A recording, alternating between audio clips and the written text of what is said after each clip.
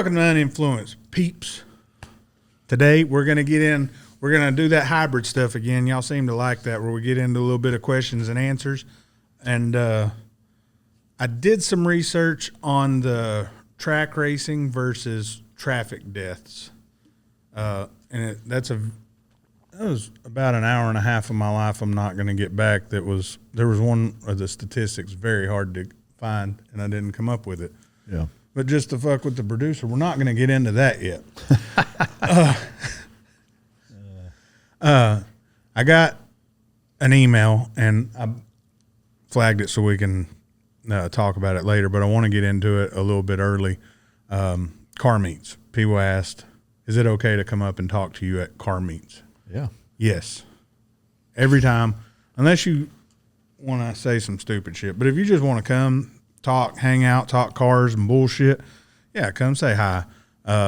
Again, don't come up and ask Mike, hey, man, I'm feeding my dog this Purina. What do you think? I'll just tell you all the same shit. Dog stuff, go to teamdog.pet. Mm-hmm. Buy the food at MikeRitland.com. That's it. That'll be my answer. If you want to come ask me something about dogs, that's what I'm going to tell you. Sign up for the online training and switch your dog over to that shit. If you're still having problems after all that, then we'll talk. Yeah.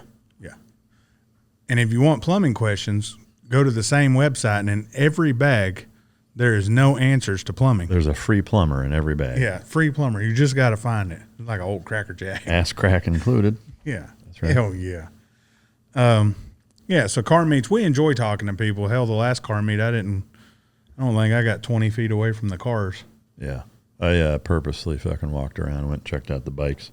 Yeah, I asked my wife how you do that. She said people be just mid-sentence sometimes and you just walk off. Yeah. Oh, shit, I got to hang on a second. Yeah, this is my mom. I'll be right back. Yeah.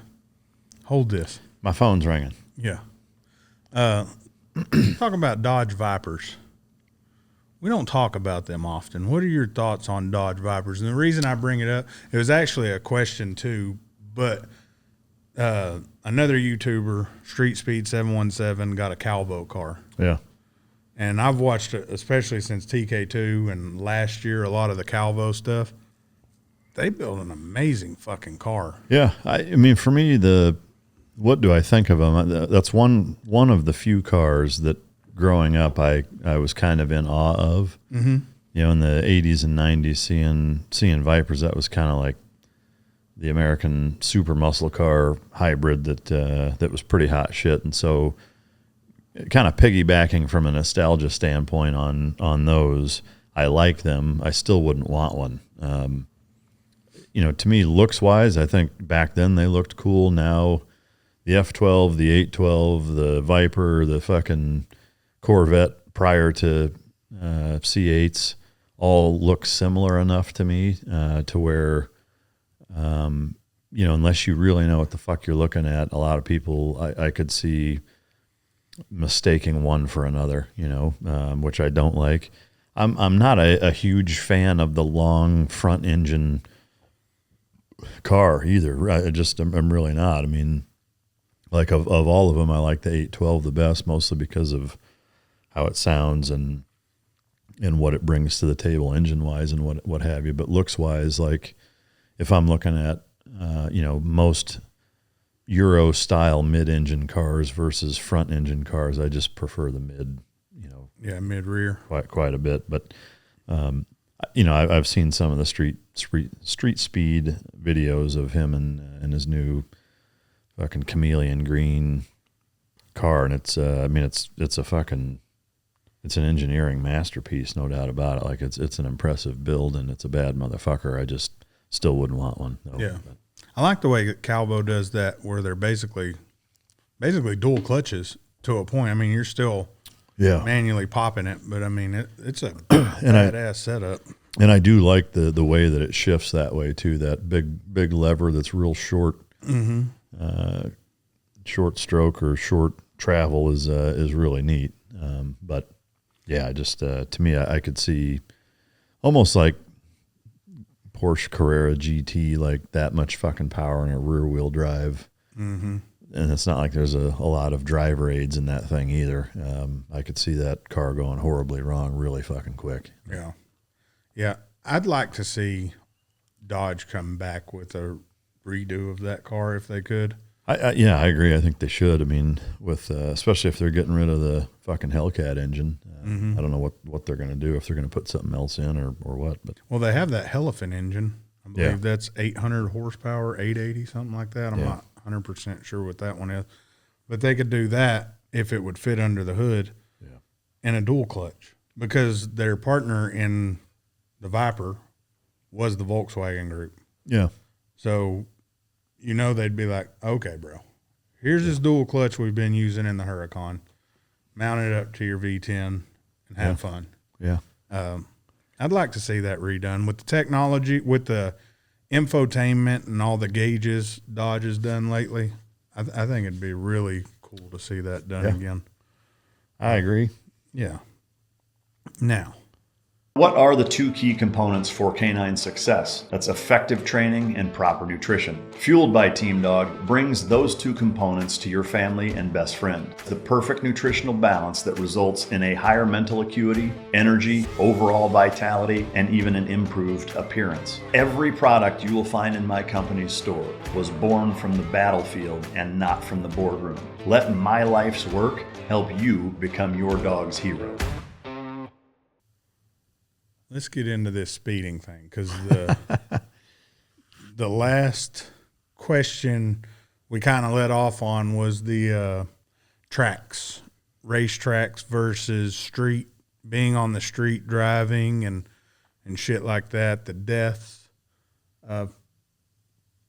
First off, can you go back to the email real quick?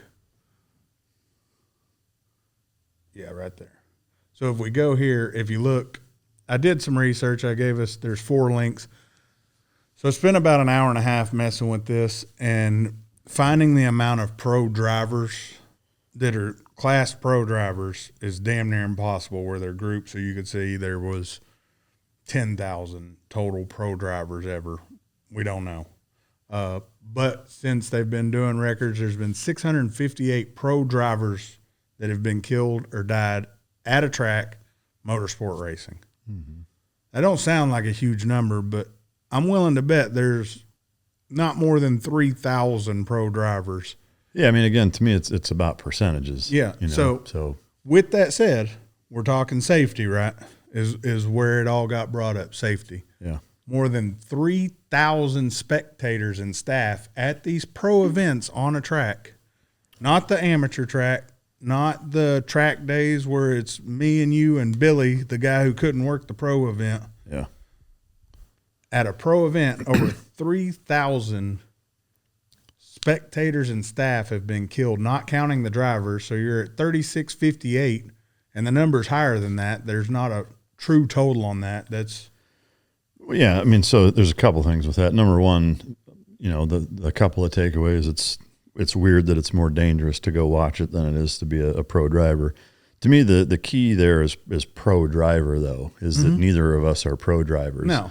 But if there's 658, when is this from? That's from, I believe it was 1958 to 2021. Yeah, I mean, so, to me, the list of pro drivers over that span of a period contrasted to how many pro drivers there have been, I'm sure that's a smaller number than the percentage of people dying. I could be wrong. I don't know. I mean, again, percentages are where it matters. And, the population of pro drivers back then versus what it is now versus the population of the United States and what percentage of people lost their life in vehicle accidents versus what the population is now. I got those stats for you. But so the thing to keep in mind, even with that, though, is this is just pro drivers. It's not amateur drivers. It's not track day. Like, to me, that's the more important number, because the pro drivers are obviously the very best at it. And that's why I wanted to, because that's the number I could find was the pros. There's and I searched, I went through 12 pages, and there's just nothing on amateurs, nothing on the other. So I could find this number. Yeah. And if these are the best of the best driving, and there's still 658 of them dying, with the worst fatalities being since 2008 on. Oh, wow. Yeah, so it's modern day is more dangerous than it was back in the day. Probably just because of the capability of the cars. But capability of the cars, tracks are wearing down. the safety stuff isn't being kept up, on the fences and things like that. That was just some of what I got into. So that's like I said, we don't know the true number of pro drivers. I would guess there's no more than 3,000 to 5,000 since that span, which is still a huge amount of people. Yeah. Excuse me. Yeah, I mean, percentage wise, it's much bigger than. Well, so I went through the list of the bottom one right there. It actually shows what they are. It's NHRA, not even IHRA, which is the lower version of the NHRA. So that tells you it's true pros. The top tier is where these 658 are. So in IHRA, we know there's wrecks. In the bush, we know there's wrecks and all that stuff where people are, losing their lives. Go to that car and driver statistics and facts. So there is 276 million registered cars in the United States right now, and approximately 222 million, that was in 2016, licensed drivers. Mm-hmm. That's a lot of people, right? Can you go down? Does it say or is that the other link that I found? I think it's right there. Yeah. All right. So this is the overview of deaths in those amount of people. So 32,000 people are killed each year out of 222 million. Hold on. I got it broke down a little bit easier. Due to traffic, right? That's what it was. So, 37,595 traffic deaths, right? Mm-hmm. Because this don't count intoxicated or anything. These are just traffic deaths. Yeah.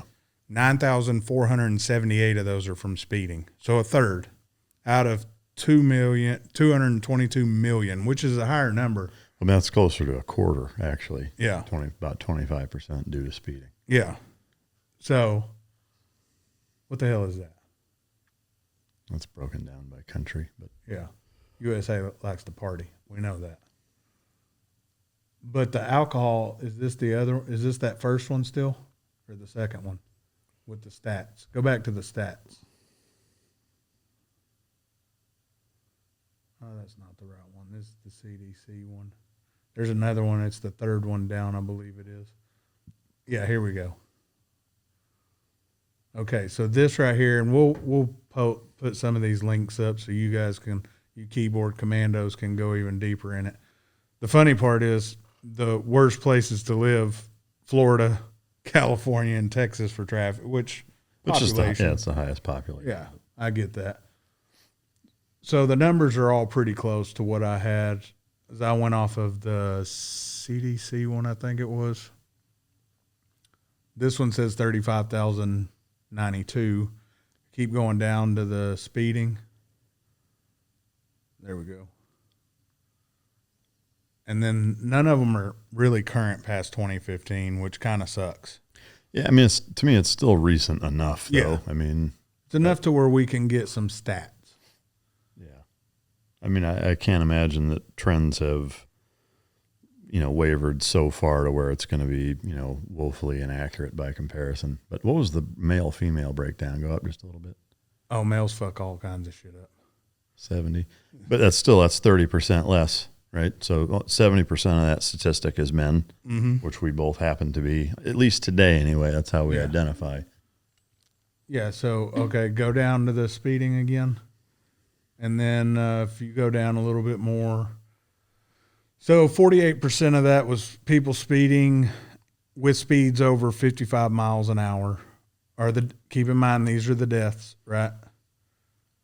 Of nearly 10,000 speeding-related deaths. Mm-hmm. So we're close on the numbers still from what I originally talked about. Now let's go down to drunk driving real quick. The funny part we're going to get into in just a second. So the drunk drivers, fatalities. One death every 53 minutes. Yep, one death every 53 minutes due to drunk driving. Over the past decade, 113,000 deaths from drunk driving. Now let's go down to distracted driving. Look at those. Almost 1 million wrecks due to distracted driving. Oh, 4.5 million, it says. Or are you just saying per year? Per year. Yeah. So if we go to this stat, and the funny part is most of these people commenting are about our bad driving and speeding are doing it while they're in their cars texting, right?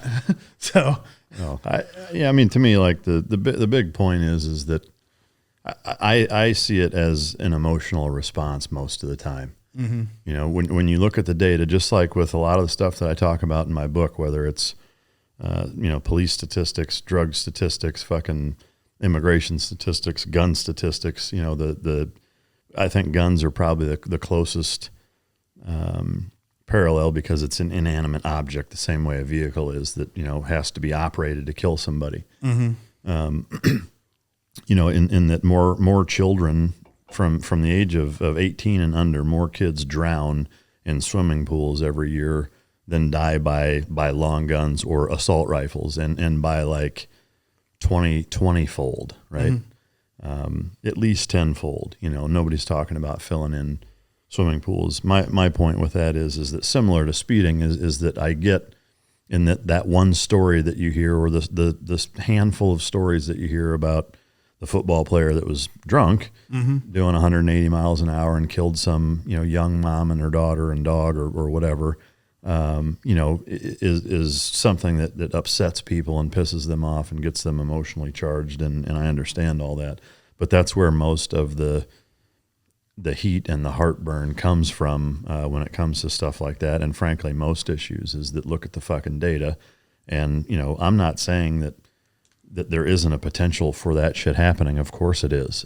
There's also a potential for that happening driving in my fucking truck under the speed limit, mm-hmm. you know? So I just, you know, I don't think we're ever going to fucking see eye to eye. You know, the people that provide the feedback that they do, show me the statistics that says otherwise. Cause I looked up a ton of shit. Matt's obviously spent a fair bit of time this week looking up the same thing. And our stats completely independent of one another. He didn't even tell me he was doing this. This is the first time seeing this, and they match up in line with what I gathered, you know, a couple of months ago when we first talked about this. So, you know, it's pretty plain to see that, you know, while I understand, you know, you can have your opinion and think that we're assholes for driving the way that we do, you know, and you're welcome to that opinion, but here's what the data says. So do we have, will you be able to clip about 30 seconds to a minute of what I recorded on that 360 cam? Yeah. Okay. So right now, and we'll play some music or y'all can listen to us talk over it in one of the corners, is the top of Mike's car in Mexico driving. And it's going to be 30 seconds to a minute of him driving. It's I've watched it 4 times now. I actually stayed in the back because, you know, as irresponsible as we are and reckless, I had my pregnant wife and I wasn't driving my vehicle, so I drove slower enough to keep up, and I really watched because I wanted to kind of get a scope. Yeah. You know, the back view of everything, and I saw some things, but it wasn't you, wasn't Clint, it wasn't anybody we mainly drive with, and I mean, I saw nothing that was like, fuck these people, you know. And I say we're both pretty picky about who we will and won't drive around with. Hell, we got one little asshole that rides with us. He can fucking drive, but yeah, so we'll put that in there.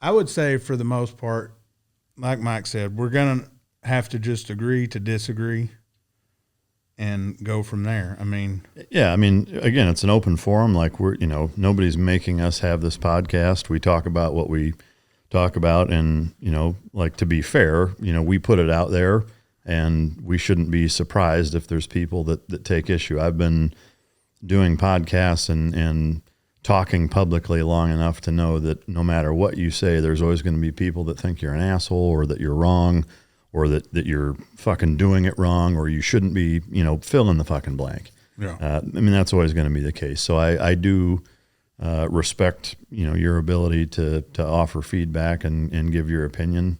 That's what this country is all about. And I would never want anything otherwise. On the same token, if you have the ability to do that, we have the ability to respond, and I'm happy to keep an open dialogue on it. But that's how we feel about it, and you're welcome to tell us we're assholes. But yeah, we are assholes. Yeah. So I did some research. I told you guys last week, I was gonna do some research on it, and that's the numbers I came up with after spending a good hour and a half. And I'd off and on, I'd looked at it throughout the week too. So it wasn't just an hour and a half, but I got other shit going on. So an hour and a half of my time and going through multiple pages of sitting, looking at stats from actual government agencies, not us making shit up with a Post-it note. Yeah. Which I did have some shit on a Post-it note. I was drawing graphs and shit. And yeah, it was fucking wild. But yeah, so there's going to be shit, and the crazy part is hobbies. There's a lot of hobbies out there that are dangerous, right? Shooting guns. Sometimes that can be just as dangerous as going out for our Saturday morning drives. I've been at the range, local range, with range masters, out there, supposed to be watching the firing lines and all that. And no shit, my wife's freaking out, and we're like, bitch, what's wrong? She's freaking out, and no shit, we see this dude on a live range walking halfway down. Yeah.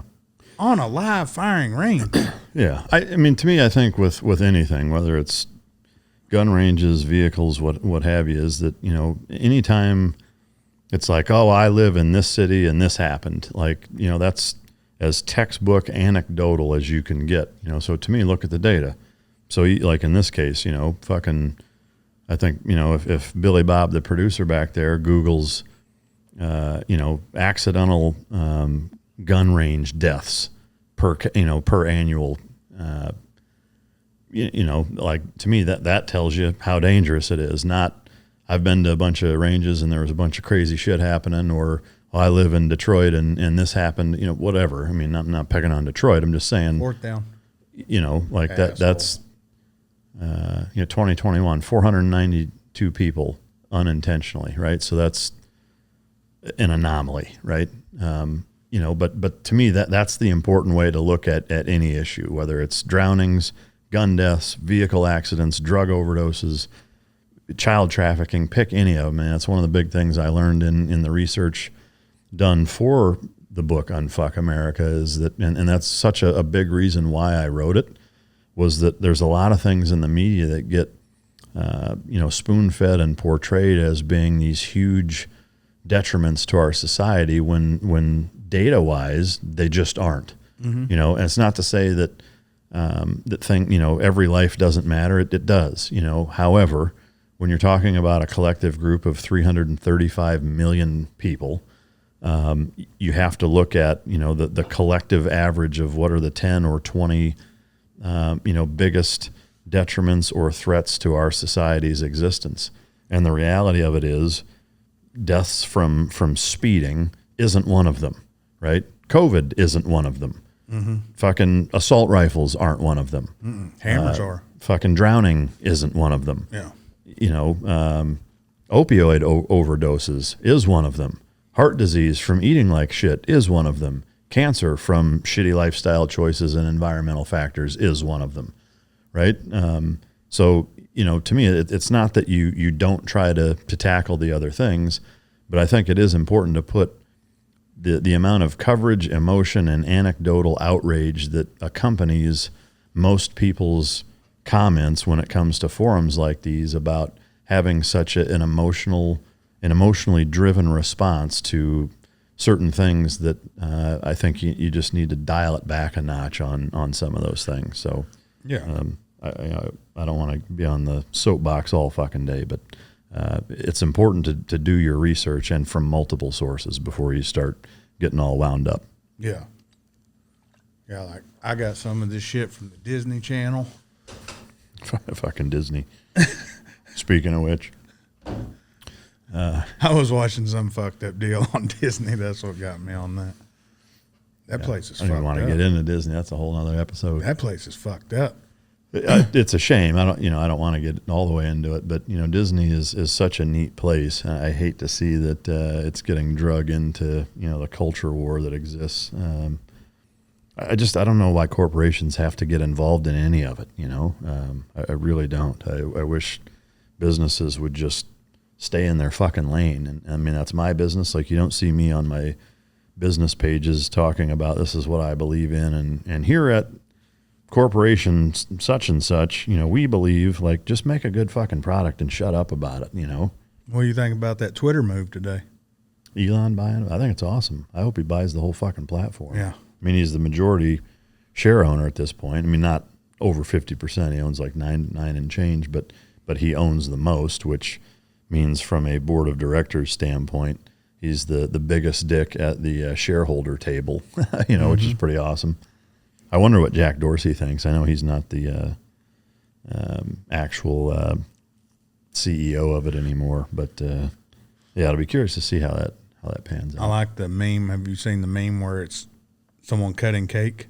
It's like, do you want a piece of cake? And it's got the Twitter deal on it, and it's a small piece, and they grab the whole cake, and this is Elon's. This is everybody else, and it's just that piece. That's awesome. Fucking awesome. Yeah. Yeah, I hope we get people like him who actually fix some of this social media bullshit we're dealing with. Yeah. That'd be kind of cool. Let's look into some of them questions and answers, because that could get kind of fun. Hold on, I'm looking at something. Look, yeah, you getting in on that? You getting in on that, home slice? Are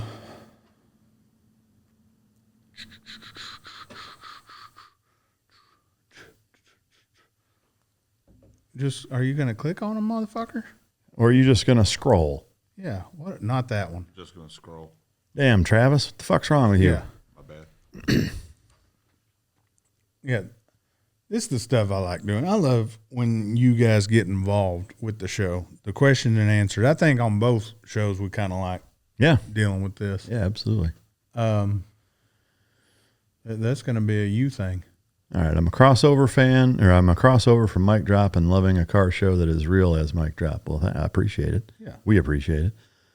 This question is directed a bit more at Mike. If you had to pair the personality of working breeds, Malinois, German Shepherd, Dutch Shepherd, etc., to the personality of a sports car, how would they match up? That's a really interesting question.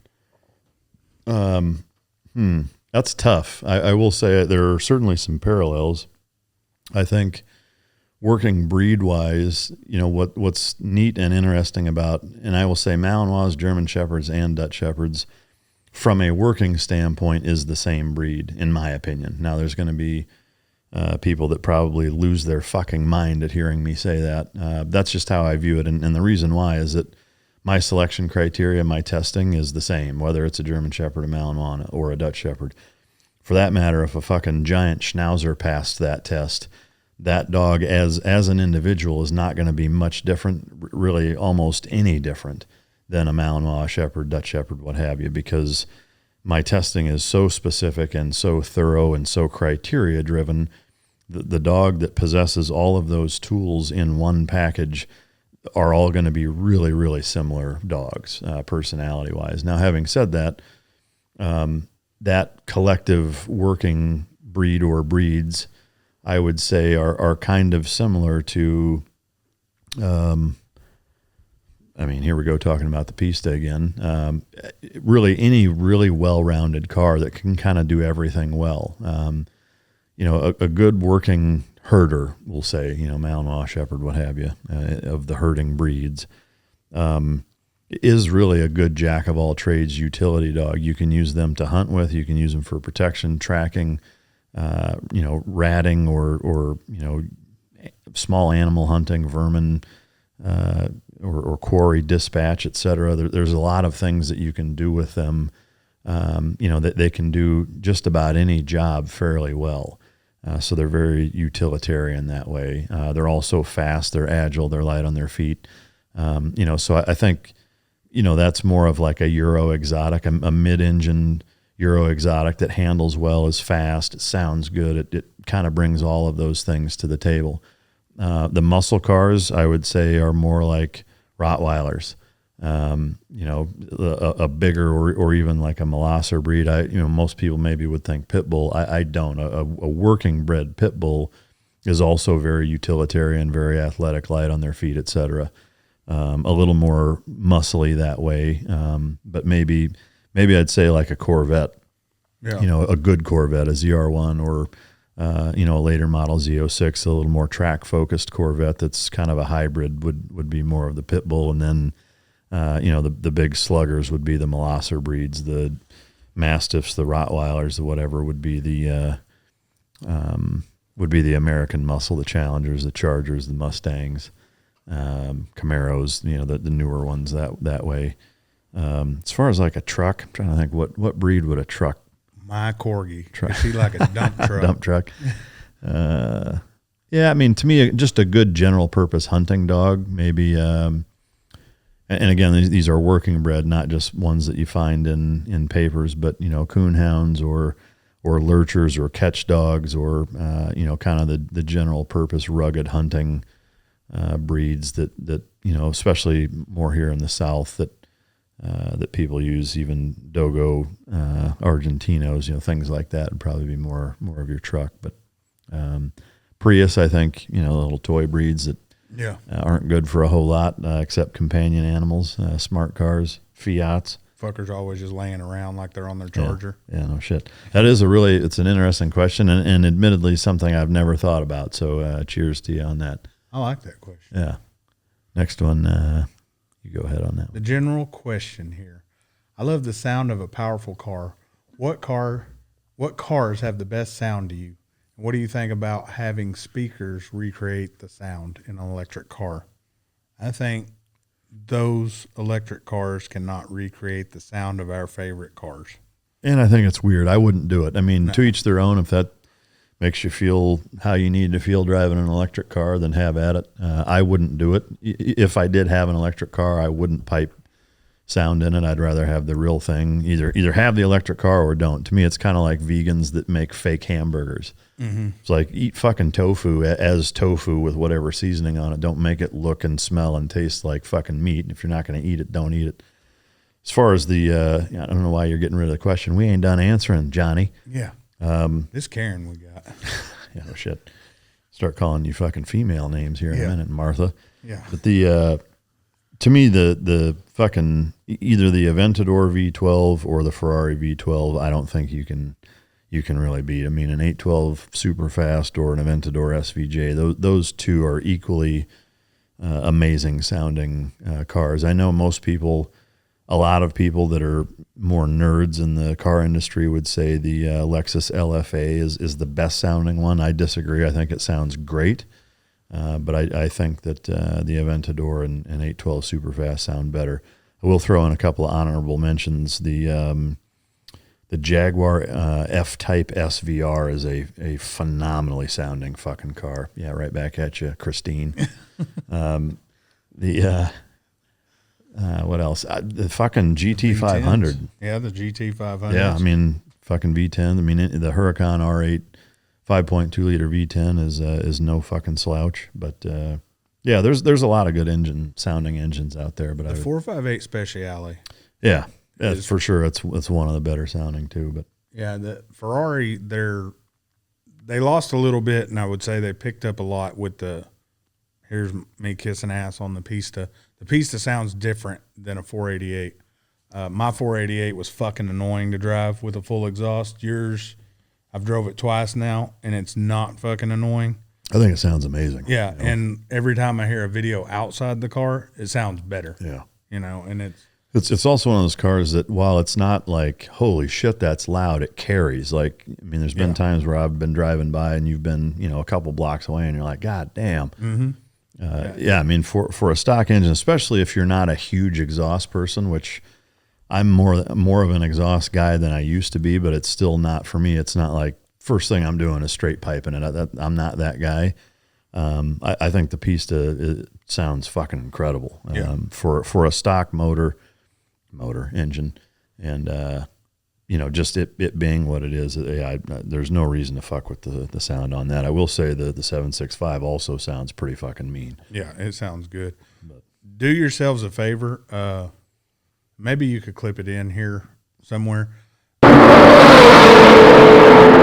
But the 812 Superfast with an exhaust, either the Novatec, the Rift, or the FI exhaust, sound fucking amazing. Yeah. To me, that is the top best sounding car there is. And, both those questions were awesome. Yeah. So I appreciate the crossover and the questions. Mm-hmm. That's all you, Chief. Yeah, what's a good GPS or tracker for my plumbing trucks? Or some type of kill switch. I can't remember what brand I use. It's actually, this is where I wish I would have read the question because I have one sitting in. You can go get it and I'll hold the mic down. Yeah, hold it down. I'm going to go grab it. I have one sitting in. Yeah. Well, you can move on to the next question while he grabs that shit. Yeah, move on to these minutes.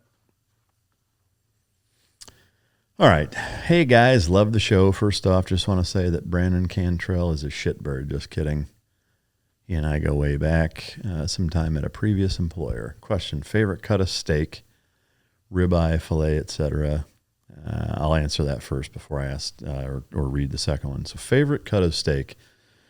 For me, it's for sure a special occasion meal, in that it's not one that I eat more than maybe at Christmas or birthday or something like that because of how fucking expensive it is. But there's a company called Lobel's out of New York that ships fresh. I will say De Braga is a close second. They're also out of New York, but Lobel's, it's the Wagyu ribeye end cap. So if you take a standing rib roast, like a 7-bone fucking prime rib, and you turn it on its side, it's got that really heavily marbled end cap piece that on a ribeye is always the richest and best part of the steak. Is that if you take that fucking rib roast and set it on its side and you cut that whole fucking piece from a 7-bone off, it's like a 2-pound big slab of nothing but that rib cap, and it's off of Wagyu beef. It's like $450 fucking dollars for a pound and a half of it, but that pound and a half will feed like 10 fucking people because it's so rich. That's my favorite thing to eat beef wise, but again, because of what it costs, it's like, I'll get it at Christmas or something, and that's really about it. But if I had to pick one, like that is the pinnacle of a piece of meat that I think everybody should try at least once in their life. And again, like if you do it for Christmas, you can feed a big family with it. They also have a lot of other good beef there. KOW steaks from, they're out of Iowa, actually has some really good Wagyu New York strips and ribeyes. Snake River Farms is pretty decent.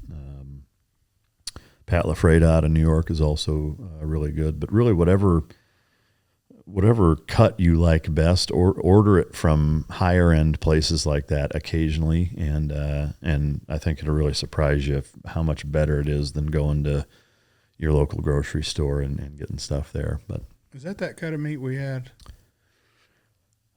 Christmas? Probably. That shit was good. Yeah. Yeah, that shit was badass. My favorite's a filet.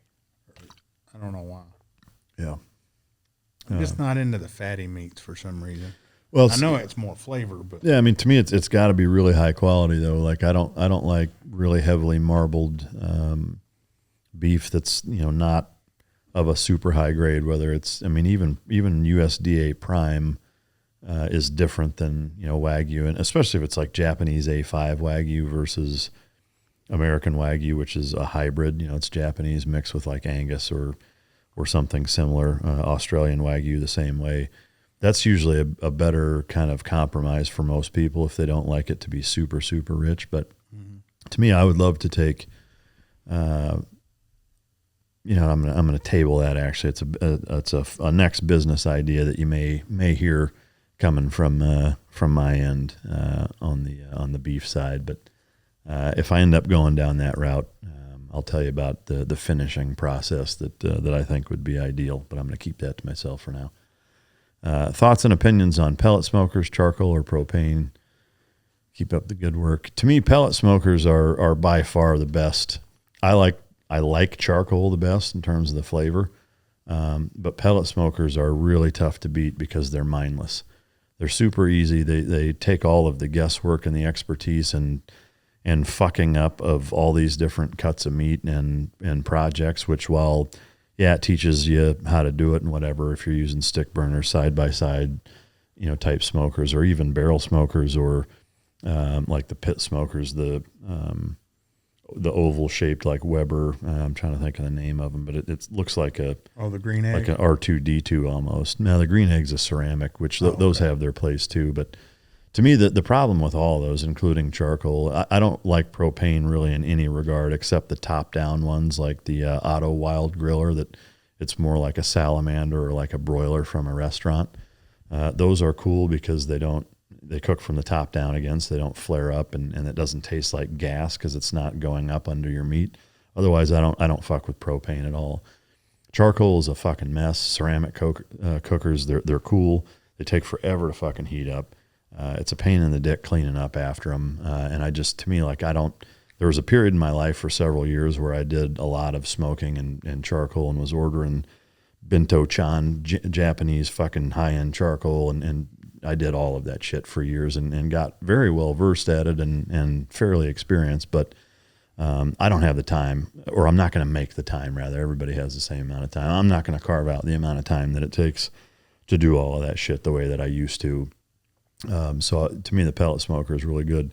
This thing, most people are going to count as sacrilege, but I will tell you this, no bullshit, an air fryer works phenomenal for a steak. I would say for probably the last year at least, I haven't cooked on any fucking thing except an air fryer. If you put a good one of these steaks that I'm talking about on 400 for anywhere from 9 to 15 minutes, depending on how thick it is, that motherfucker's got a crust on it that you would swear came from a high-end restaurant broiler. It is absurd how well done it is. It's totally even.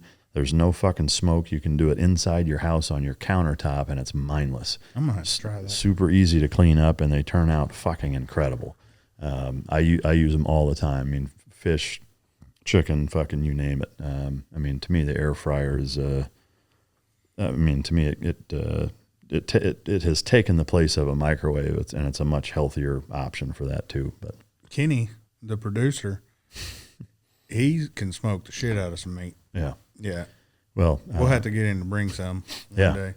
I used to do a ton of that stuff. Like I said, just the time that it takes, I just don't want to carve that amount of time out of the day to fuck with it anymore. But yeah, I use a natural gas cooker, and it's just it don't. I get a better taste out of just using one of the cast iron fucking skillets and just cooking in the house. Yeah. Still natural gas, but that natural gas for some reason don't give it that flavor. Yeah. You want, unless you put a shitload of marinades and shit like that on it. To me, at that point, you're almost kind of just ruining things. That's it. Oh, and the tracker I use for all my plumbing trucks is called Geotab. Geotab Go. Looks like this. You just plug it in, and they have a website, and I don't know what the hell I pay for it. But it's pretty good. Pretty good shit. What are y'all's thoughts on the Audi RS7? The RS7, that's not the wagon, right? No, that's the one that you actually asked about as a potential contender. Yeah. I don't like the wagon. I like this one because it's the 4-door sedan, but it's still considered a hatch, right? Probably. Yeah. Well, maybe. I don't know. or a coupe. Probably a coupe, honestly. But Yeah, I think it's called a not a hot hatch. I think it's a coupe, but I could be totally I think the wrong. RS5 is more considered the hatch, whereas the Yeah. RS7 is just a saloon sedan. Yeah. That's a sexy bitch right there. Yeah, it's to me. It's if you want the best looking fucking sedan. This is personal opinion. The best looking sedan that's easy to make fast. That matte black one. Go up. Oh yeah, that one right there. Oh yeah, Yeah. That shit looks good. that's the ABT version, ain't it? Yeah. I mean, just you got class with it. You got speed. It just looks menacing still, Yeah. while still giving you class and sport. I mean, it's I would say a very well-rounded sedan for speed, ability to do whatever the hell you want, put 4 to 5 people in there, haul ass to wherever you're going, and be comfortable as fuck doing it.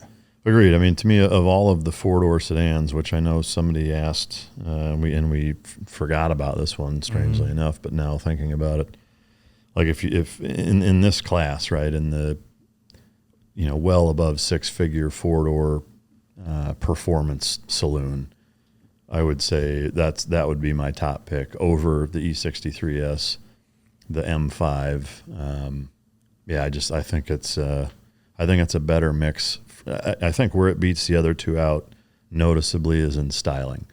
Performance, it's going to be similar. The E63 and the M5 are both monster cars. So is this. I mean, it's a similar spec, similar weight, similar everything. You just get that higher. Yeah, but the styling on it is just it's a more refined aggressiveness that the other two kind of lack a little bit. It just has kind of that next level of good shit.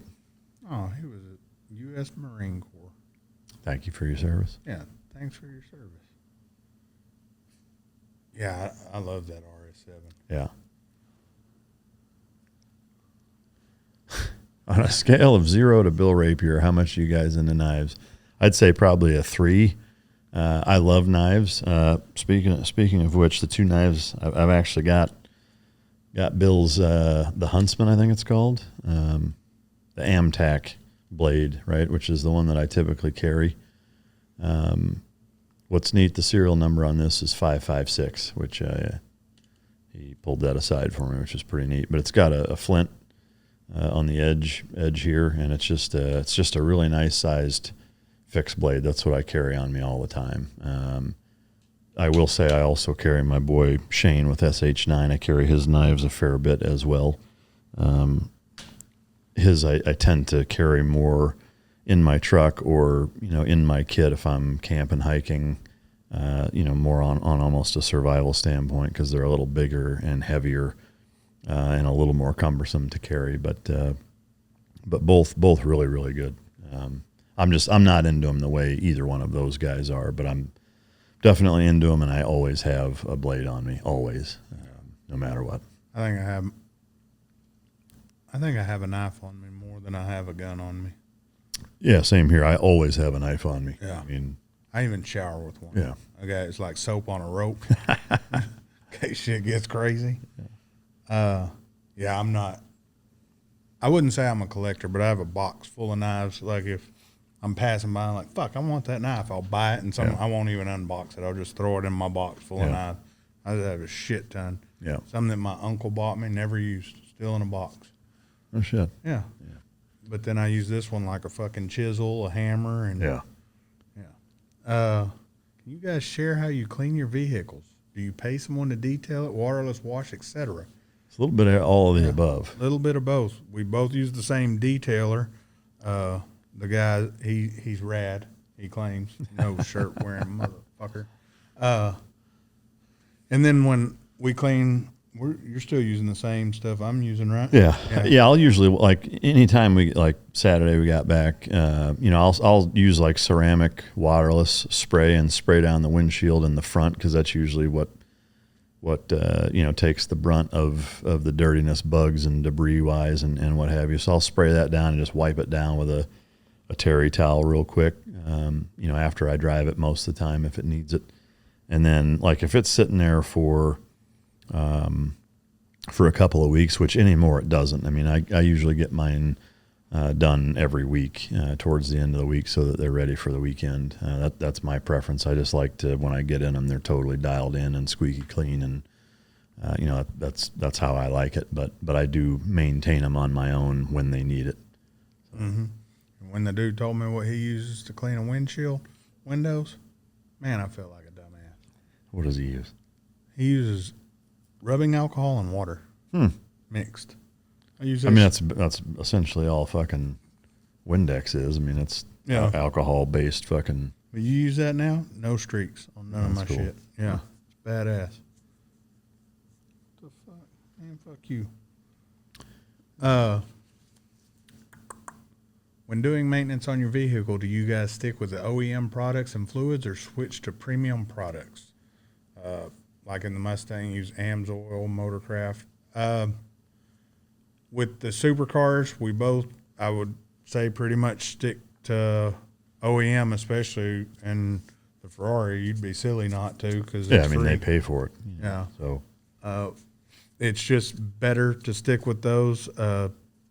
I've been offered to use some different products in my supercars, and I just haven't. AMSOIL is a great product for some of the, I'm not going to say cheaper stuff because that's not really correct. I use AMSOIL in all my work vans. The Mustang, I would use AMSOIL or Royal Purple in that. There's another brand that's local. I can't think of it right now.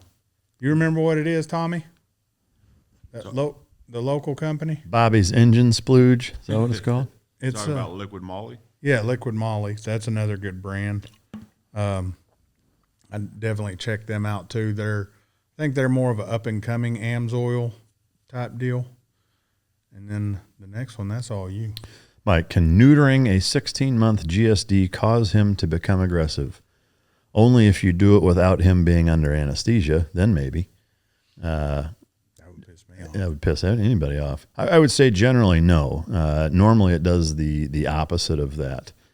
And while we're on the topic of becoming aggressive and neutering and whether or not it's the right call, I have a video on my YouTube channel that's several years old now where I talk about spaying and neutering and my thoughts. Just the short answer is I'm not a proponent of doing it at all unless you medically need to. And here's why, is that just like in human beings, hormones play an enormous role in behavior. And most people think, oh, my dog is spastic and fucking, aggressive or likes to mark or, whatever. Maybe I should neuter him and that'll fix it. It generally does not fix it. If it does, it's going to be accompanied by a host of other problems. The biggest thing also is, especially if you spay or neuter your animal prior to them being physically and mentally mature, then you're hitting the pause button on that for the rest of their life, right? So if you have a dog that's 7 years old and still acts like a puppy, lo and behold, he was neutered when he was 4 months old. Go figure. No different than if you had a 4-year-old son and you cut his nuts off. They're not going to grow into a grown-ass man the way that a child that does not have that happen would. A lot of incidents of, and I'm not a vet, I'm sure there's vets that would say I'm full of shit and I have no idea what I'm talking about and I have no business talking about what I'm talking about. I'm still going to say it, is that I believe that when you spay and neuter a dog before they're physically mature, from a growth plate standpoint, one of the big contributing factors to joint problems, hip dysplasia, et cetera, in addition to shitty breeding practices, but also that if you don't have the hormones to help your growth plates close properly, then that's a clear indicator and a potential for opening up that animal to have problems with their joints later on in life with a higher incidence than they would if you hadn't done that. I think just a little bit of common sense goes a long way with that. I don't think that you can out hormone good training. You should look at it from a training standpoint where no different than, let's say, again, using your kids, is that, one of the biggest excuses or reasons for not having or not allowing your animals to keep their reproductive organs is, well, I don't want them to have puppies, spay and neuter and be a responsible dog owner.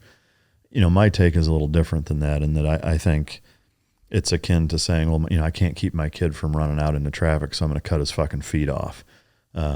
If you can't keep your dog from breeding, in my opinion, you shouldn't fucking have one. I really don't think you should, because it's not that complicated. And if you have that little wherewithal to be able to keep your dog from having puppies, then you should get rid of it or just never get one. Because that means that there's a host of issues with how your dog ownership is going, and you're not paying near the attention you need to, nor putting the time in training wise, that you really owe to the dog to raise a happy, healthy, obedient, safe companion animal. So, yeah, last one. We already answered that. Go to that other one that I sent. Yeah. Never mind. Oh, go down. Go down.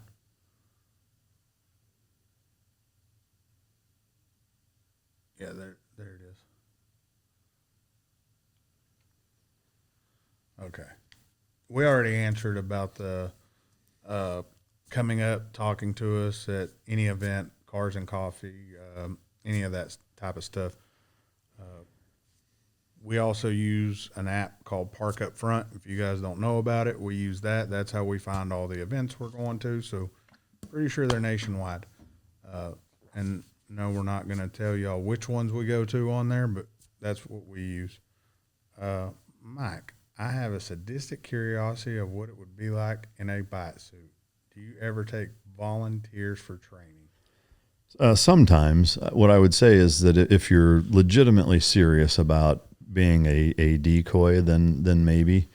Once in a while we'll put somebody in a suit, for the experience, but generally putting somebody that doesn't know anything in a suit, you want to put them with an experienced dog typically, and an experienced handler, because you don't want to have an inexperienced decoy, an inexperienced dog, and an inexperienced handler. That's a recipe for either screwing the dog up or getting somebody bit unintentionally or what have you, where you don't want them to get bit. And so, if it's something that you wanted to progress in and actually do decoy work and what have you, then maybe. If I open up hey, do you want to come get in a bite suit? No, I'm not going to put dozens of people and have like a come get bit day or anything like that. But it's a neat experience. I mean, it's very eye-opening, no doubt about it. It's a very visceral and emotional and humbling experience, frankly, in that it makes you realize how capable that they are and how much damage they would do if you weren't in that suit. So, it is a neat experience, but it's one that shouldn't be done haphazardly or half-assed or in the manner of any of the scenarios that I just mentioned. But if you go to a car show and what have you, depending on what all the other factors are, it's possible. But go down a little bit. I think there's a third question. Maybe not. Okay. All right. Yep. So that's it. If you can, put up a picture of what the icon looks like for Park Up Front, because people always ask about that. So put it up somewhere so they know. Looks like a crown. Fuck you too. Yeah, Cletus, what the fuck? But yeah, guys, we appreciate it. We love all the questions and answers. We went away from the Monday only question and answers for right now. So keep doing them. We'll keep answering them as they come in and keep doing what we do. Thanks, guys. Check us out on all the platforms. Peace, bitches.